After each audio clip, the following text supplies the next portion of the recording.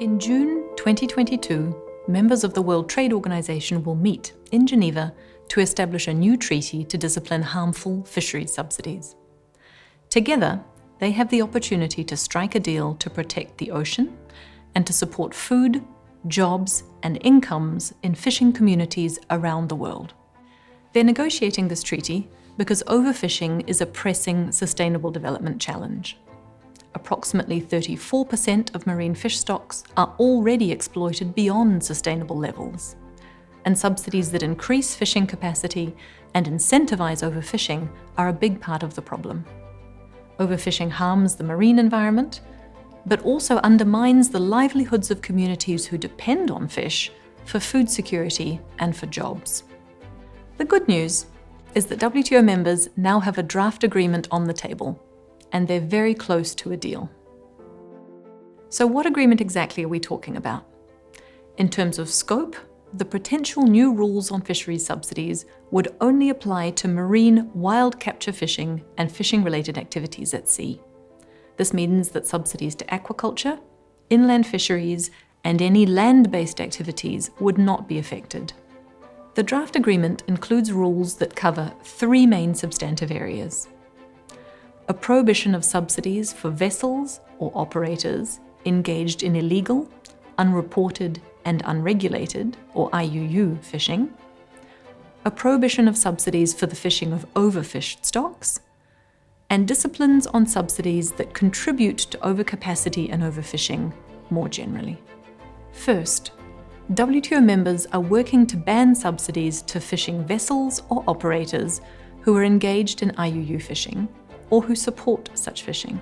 So basically, under Article 3 of the draft text, members would agree not to subsidize a fishing vessel, the operator of that fishing vessel, or any supporting fishing-related activity at sea when a determination is made that the fishing vessel or operator has engaged in IUU fishing. That determination could be made by a coastal member if the IUU activity has taken place in its own waters, by a flag state member if the vessel is flying its flag, or by a regional fisheries management organization or arrangement for activities under its competence. There's a carefully negotiated balance in the text between the rights of those making determinations and the rights of those responding to them. The text proposes that determinations made by coastal states and regional fisheries management organizations must be based on relevant factual information and follow a few key procedural steps to ensure that unfair determinations don't trigger a subsidy prohibition. So a fair determination will trigger the subsidy prohibition. But the draft text allows the subsidizing member to consider the seriousness or the repetition of an infraction when it decides how long subsidies are prohibited for, although there would be a minimum limit in place. WTO members have also debated what kind of special treatment under this rule would be appropriate for developing country members, if any. This is a recurring question throughout the negotiations. The draft text suggests that subsidies to IUU fishing by artisanal fishers that operate within 12 nautical miles of the coast would benefit from a 2-year grace period.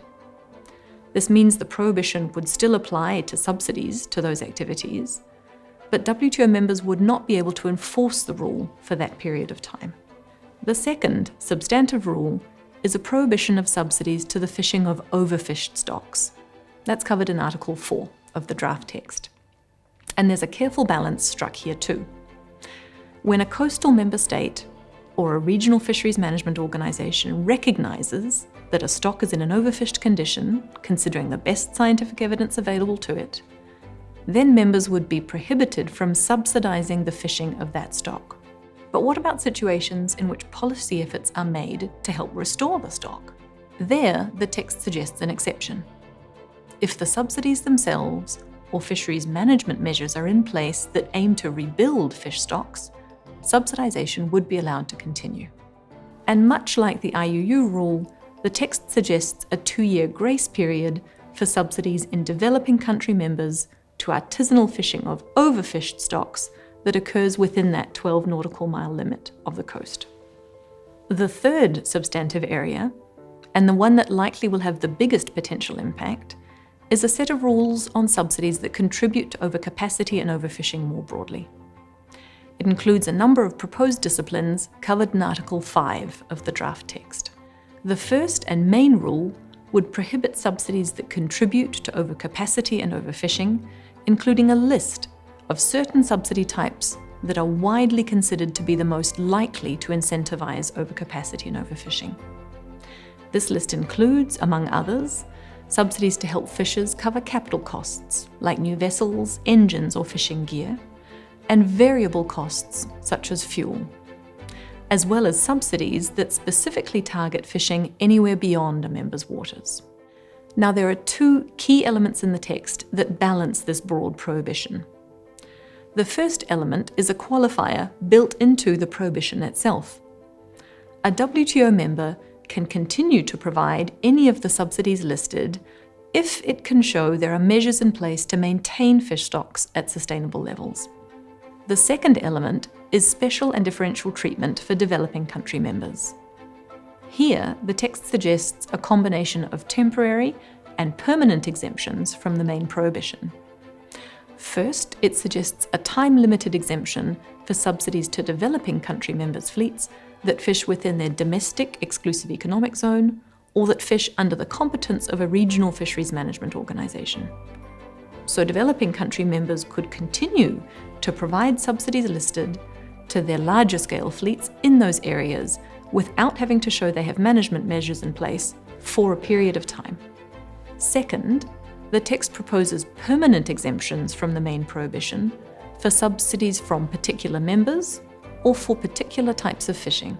Subsidies could be provided without the need to show management measures are in place in least developed country members, in those developing countries that account for less than 0.7% of global catch of marine fish, and in developing members' artisanal fleets when they fish within those 12 nautical miles of their shore. Importantly, members using these exemptions should still try to ensure those subsidies don't contribute to overcapacity and overfishing. While most members could live with the overall balance struck here between prohibitions and exceptions, there are important differences of view regarding the timeframes or geographic scope of these exceptions and which members should be able to use them. Many of these final decisions will likely need to be taken by ministers. There are other standalone elements of Article 5 that will weigh in the balance for ministers. A second prohibition in Article 5 focuses on fishing activities in areas beyond a member's own waters. It would ban all subsidies from all members to fishing in the high seas that is not regulated by a regional fisheries management organisation. A third prohibition in Article 5 targets subsidies for fishing vessels that are not under the direct control of the subsidising member. Right now, the text suggests two possible alternatives for this rule. The first alternative would prohibit subsidies to vessels that don't fly the flag of the member subsidising the vessel. The second, more general alternative would ban subsidies to vessels over which the subsidising member has no control or jurisdiction, unless it can ensure in another way that such subsidies don't contribute to overcapacity and overfishing. Of course, the draft agreement also addresses a number of legal and institutional issues on topics like notifications and transparency, dispute settlement, and monitoring of compliance. But the important thing to be aware of here is that in this treaty, the notification obligations play a crucial role in the overall balance between prohibitions and exceptions.